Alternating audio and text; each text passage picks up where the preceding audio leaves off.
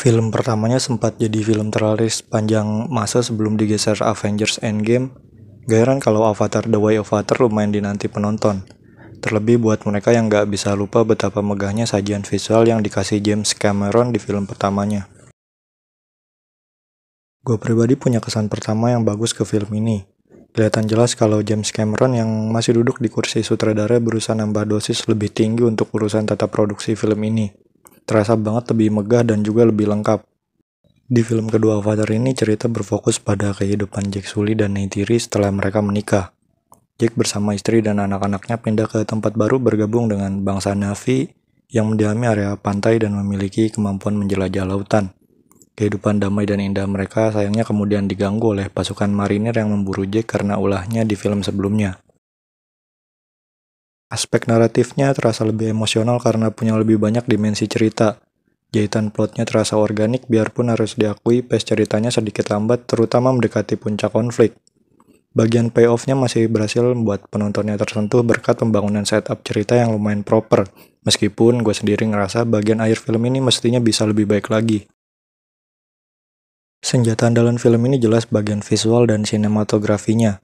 Jauh lebih indah, lebih megah, lebih mewah, full of color, mahal, eye-gesem, bener-bener bikin siapapun bakal susah ngalihin pandangan dari layar bioskop. Gue sebagai penonton terasa seperti diajak free diving, berpetualang menikmati dunia bawah air negeri Pandora.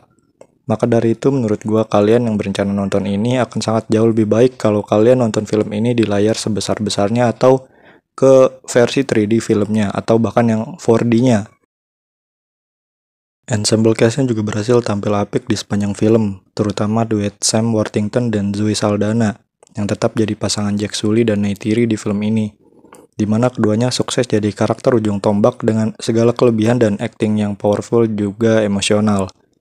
Dukungan performa yang solid dari cast yang lain juga berhasil membantu menaikkan kualitas film ini.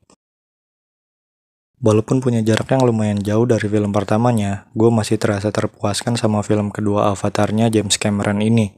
Avatar The Way of Water berhasil ngasih penontonnya sajian yang lebih indah, lebih megah, eye-gesem, dan menghipnotis. Harus diakui walau aspek naratifnya masih bisa lebih baik, tapi experience yang kalian dapat sepanjang nonton film ini akan susah didapat di film lain.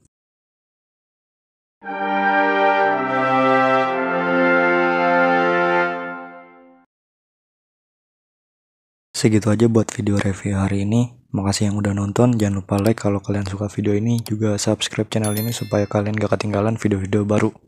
Nama gue Niko. Wassalamualaikum warahmatullahi wabarakatuh.